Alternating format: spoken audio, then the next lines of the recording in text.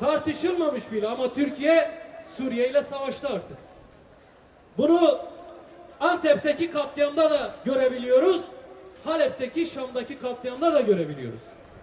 Tayyip Erdoğan tek başına bu ülkeyi işte içeride ve dışarıda savaşa sürüklemiştir.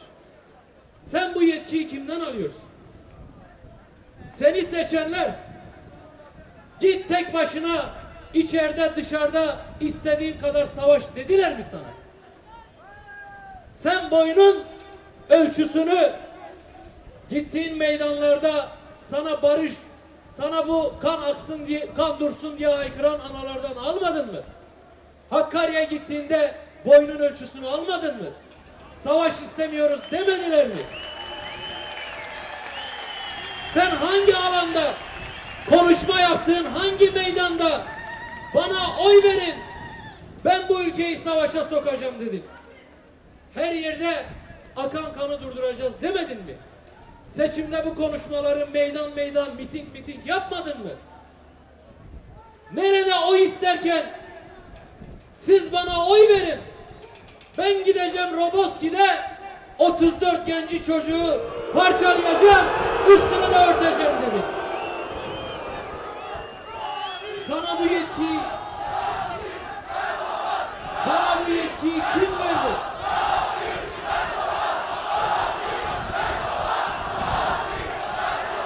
O nedenle AKP'ye oy verenler verdiği oyun hesabını sormalıdır. Verdiği oyun peşinden gitmelidir. Sen git Suriye ile savaş, sen git Kürtleri katlet diye mi oy verdim sana diyecekler. Bunun hesabını sorduğunuz gün işte vicdanlı olduğunuz gün olur, işte barışa en çok yaklaştığınız gün olur. Katliamcı olmadı.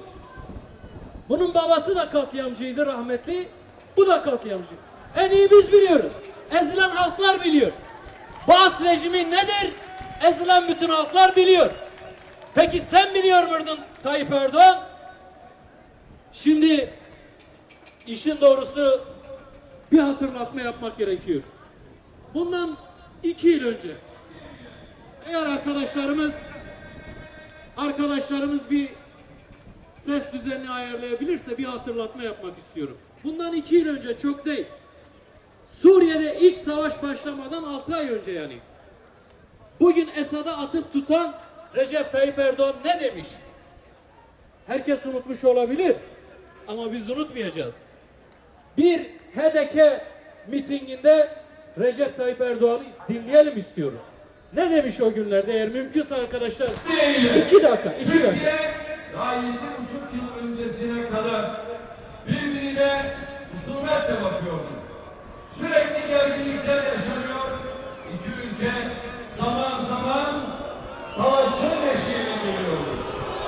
Biz geldik, Esad kardeşimle oturduk. İki ülke arasındaki meseleleri konuştuk. İstişare ettik, müzakere ettik ve Türkiye ile Suriye'yi bölgenin iki kardeş, iki dost ülkesi haline getirdik mi? Her alanda işbirliğine gittik mi? Ekonomide, ticarette, dış politikada, kültürde, sanatta, ulaştırmada, bayındırlıkta işbirliği anlaşmaları imzaladık mı? Suriye ile Türkiye arasındaki mayınlarını temizlemek için adımlarımızı attık mı? Suriye ile aramızdaki vizeleri kaldırdık mı? Şimdi benim Gaziantep'li kardeşim cebine pasaportunu koyuyor, istediği gibi hareket ediyor. Şam'a gidiyor. Halep'teki, Şam'daki, Laskiye'deki, Humus'taki kardeşim cebine pasaportunu koyuyor, Gaziantep'e gidiyor.